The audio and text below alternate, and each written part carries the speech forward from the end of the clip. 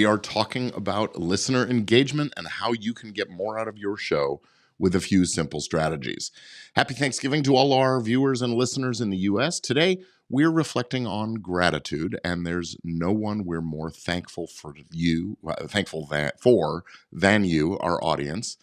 And no better time than this Thanksgiving week to express that gratitude. Your support and encouragement keep us inspired. And in this episode, we're going to talk about how showing gratitude and using a bunch of other great strategies can help you build stronger connections with your listeners and grow your podcast. So stick around.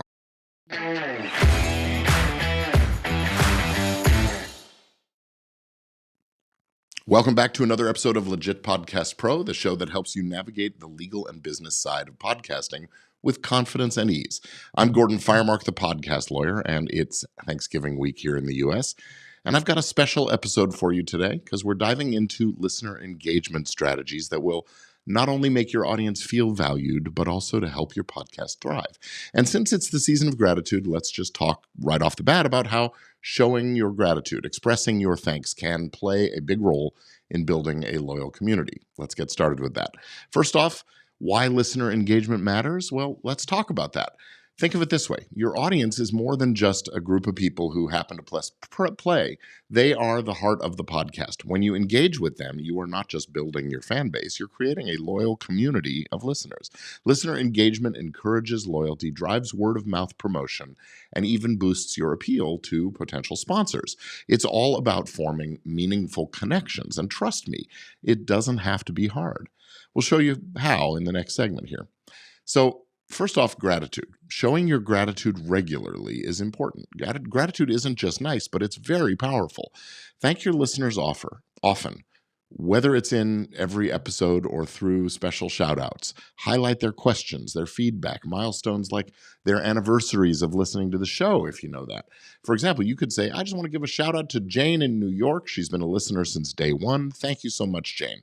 Small touches like that go a very long way. And hey, with Thanksgiving this week, what better time to let your audience know how much you appreciate them?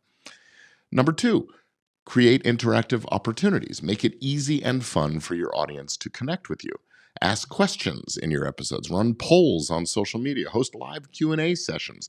If you're on platforms like Spotify, you could use some of their built-in interactive tools to get input from your listeners. The key is to let the audience feel like they're a part of a conversation and not just spectators.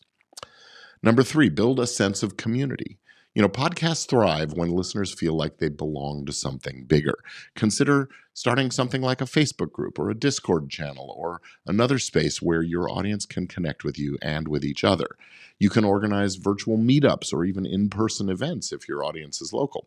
The stronger their bond with your community, the more loyal they'll be to your show. And one strategy I've used really effectively with my Entertainment Law Update podcast is to host meetups whenever I travel. So whatever town I'm in, whatever conference I'm attending, I'll always try to host a meetup and let my listeners and audience know, hey, I'm going to be in your town, or whatever, and that's what'll happen. And it's great to meet them in person and let them feel like we know each other and actually know each other a little better.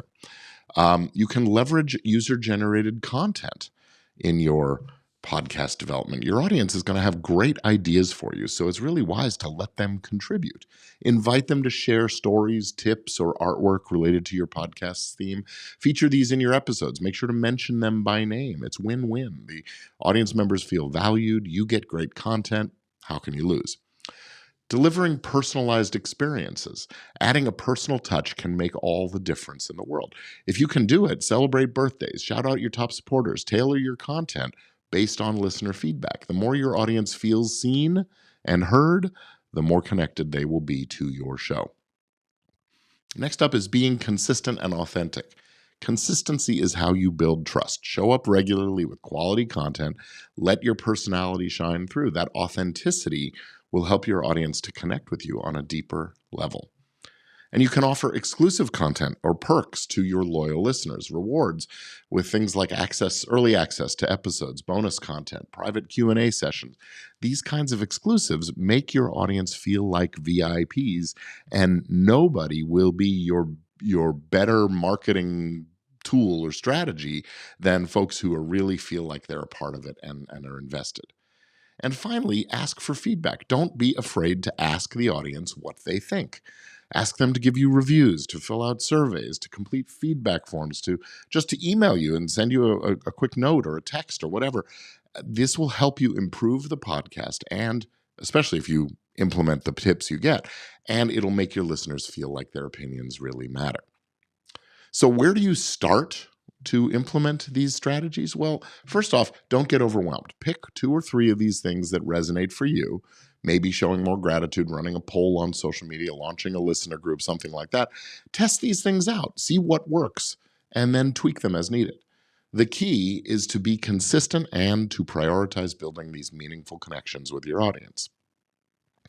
So I just want to recap. Here are today's top engagement strategies. Show gratitude regularly, create interactive opportunities, build a sense of community, leverage user-generated content, personalize experience, be consistent and authentic, offer exclusives, and ask for feedback. And remember, engaging with your audience isn't just about growing your numbers. It's about building real, meaningful relationships. When you make your listeners feel valued, they will stick with you for the long haul. So this Thanksgiving, I challenge you to find one new way to thank your audience and connect with them on a deeper level. Trust me, this is not just great for building an audience, but it's also great for your business. If you are selling products and services, your audience is going to become your customers, especially when they feel invested and like they're a part of something larger. So before we wrap up, I want to invite you to a free training I'm holding. It's called Business and Legal Fundamentals for Podcast Growth and Profit. In this training, you will learn how to turn your passion into a thriving podcast business and to protect it legally so you can go forward with confidence and take the big, bold steps that drive real success. You can reserve your spot now by visiting podcastlaw.net, and I would love to see you there. It's coming up on December 5th, and then we'll be doing it again just every few weeks after that. So stick around and sign up. The registration is at podcastlaw.net. So that's it for this episode. Thank you for joining me. And don't forget to like, subscribe, and share this episode if you found it helpful. That helps us grow that audience. And if you have comments, please drop them in the comments. Send us an email. Leave us your note. I'll wish you another happy Thanksgiving this Thursday, the 27th of November in 2024. I'm sorry, today is Tuesday, the 27th, Wednesday, the 27th. Gosh, I'm all messed up. Anyway, happy Thanksgiving. I will catch you next time when hopefully I won't be quite as jumbled.